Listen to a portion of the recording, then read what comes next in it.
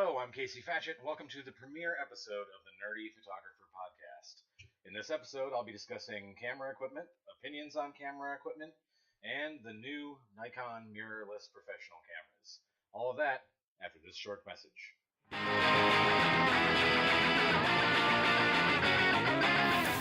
Is your website out of date? Are you looking at it and going, it just doesn't look professional anymore? Does it not respond when people resize their windows for tablets or mobile devices? Do you want something that can look awesome, but you don't have a lot of time to put it together and customize it to fit your brand? You should check out Flothemes. Flothemes offers premium WordPress templates for a great price. And if you mention our discount code at checkout, you can save yourself 20% on any Flothemes WordPress template. The discount code is Casey20, CASEY, all caps, 20. You'll save yourself 20% on a premium WordPress theme. Just head to nerdyphotographer.com/recommends/flowthemes. That's nerdyphotographer.com/recommends/FLOTHEMES. Flowthemes.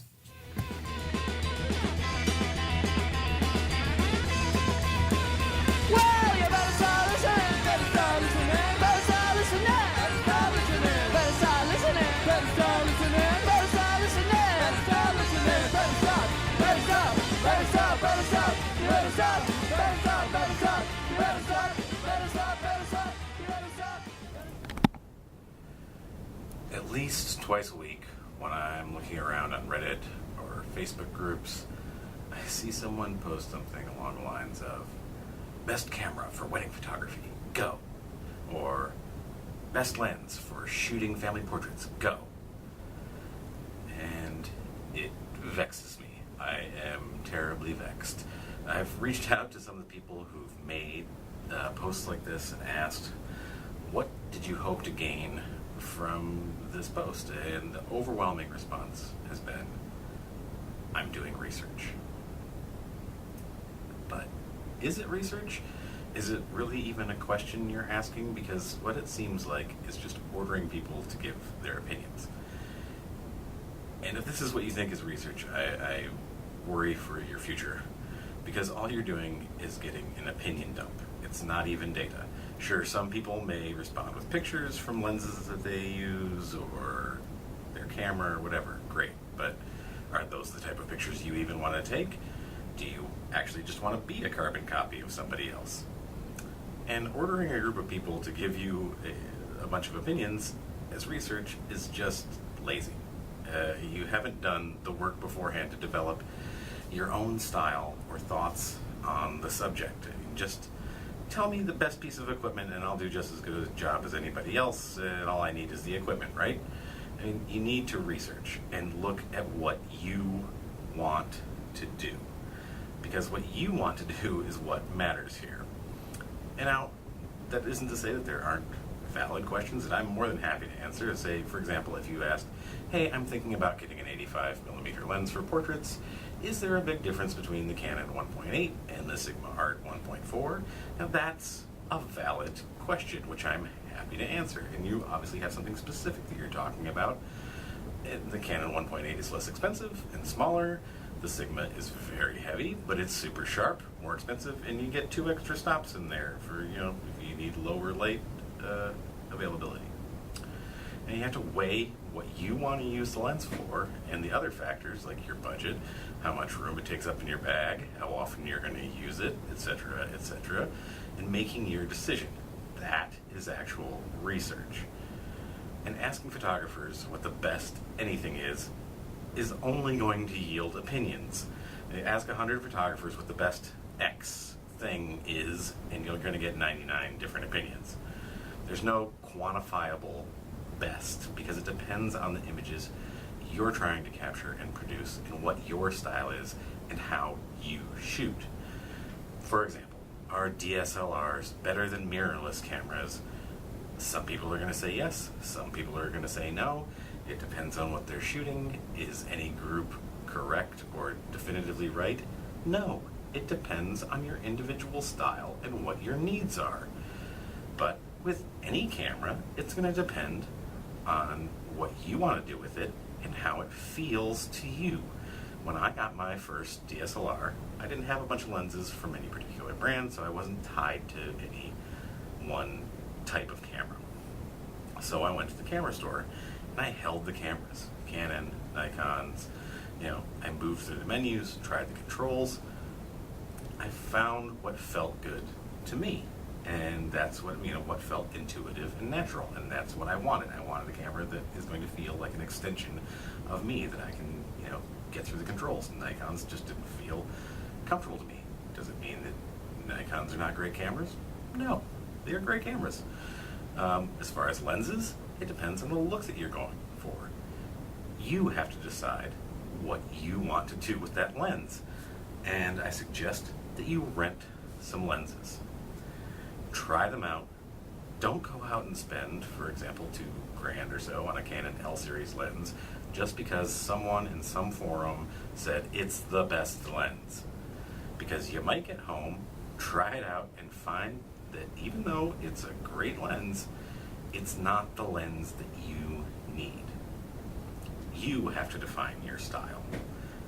Otherwise, you're just going to spend your entire career being an imitation of somebody else. And if you're fine with being an imitation, then by all means, go ahead, at least find the best photographers to imitate. Choose and steal from the best. You can go to those workshops and shootouts where photographers teach you how to shoot exactly like they do, and you're never going to be challenged to do anything original.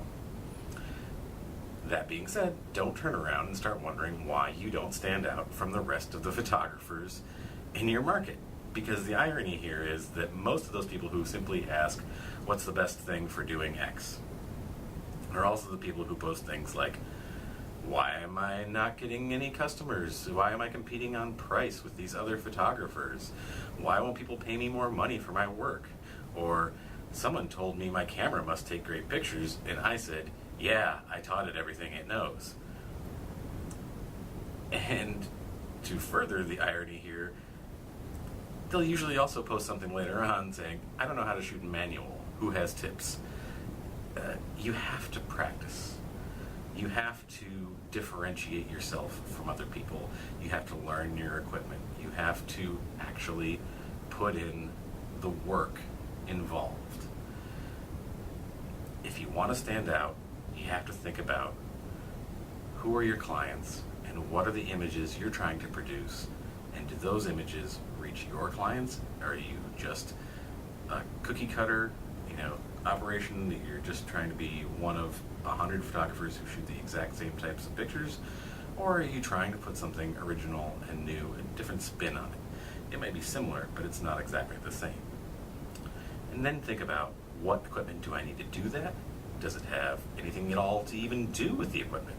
Could you be doing this with your camera on your phone? Could you be doing this with an SLR-like camera that's a fixed lens? Or could you be doing it with a rangefinder type camera instead of like an SLR type camera?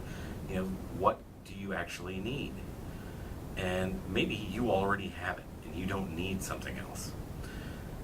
Because if you think that just having the quote-unquote best piece of equipment is what it's going to take to make the difference for you, or if you happen to think that there is a definitive best thing for everyone, regardless of price or what types of pictures people are trying to take, then I'm going to leave you with the words of one of my favorite philosophers, the Dude.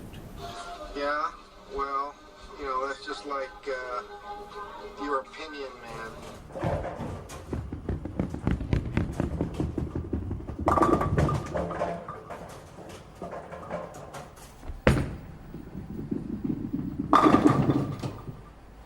So Nikon has released or announced their new Z6 and Z7 cameras this week. And people are already complaining.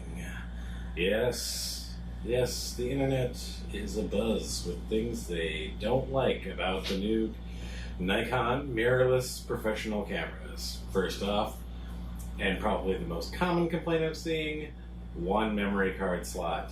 Oh my god, what would we ever do with only one memory card slot, and it's an XQD memory card? Oh my god. How many years did we shoot with only one card slot? But you know what? Doesn't stop people from complaining. And the second biggest thing, video. 4K at only 30 frames per second? Why not 60? Or 120? Or 8K? Or 6K? I mean, people are going to find problems with everything. And then the third one is the lenses. There are only 3 lenses, and you have to use the adapter to use your old Nikon lenses. Isn't that something that everybody was complaining about, saying we want to make sure that we can use our old Nikon lenses? And then you see Sony shooters who are saying, like, oh my goodness, everybody's on board with Nikon, but you have to use an adapter, and people were complaining when you had a Sony, then you had to use an adapter. Well, I will say there was a difference there. Sony users, with Sony, you had to use a third-party adapter. It was really hit or miss. You would sometimes lose things like the ability to autofocus. And from what I've heard, and DP Review responded directly to my question about the new Nikon adapter, was that there's no loss. There's no crop factor. There's no loss of autofocus. I'm curious to see if there's some chromatic aberration, because your lens element is further out than, with the mount that it's designed for. But it seems like this adapter is pretty seamlessly bringing the older Nikon lenses into the new mirrorless mount. And the other thing to consider here is, Canon still has yet to announce anything in regards to what their new Pro mirrorless cameras are going to be. Canon already has a 60% market share in mirrorless interchangeable lens cameras in Japan. Sony's there, but Canon already has 60% with the sort of prosumer mirrorless cameras that they already have. So I'm curious to see. So Canon, it'd be nice to hear more from you than just crickets.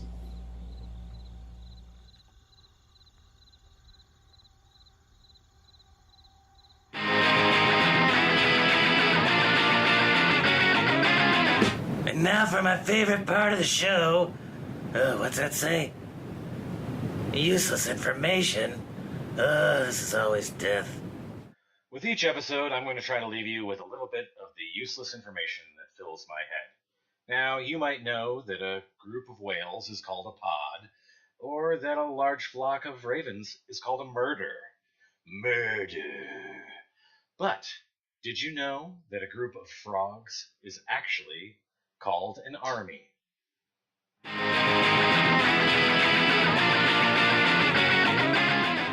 Thank you for listening to the Nerdy Photographer Podcast. Please be sure to subscribe, leave comments, let me know what you want to hear about on future episodes. You can also support the Nerdy Photographer Podcast on Patreon at patreon.com/nerdyphotographer.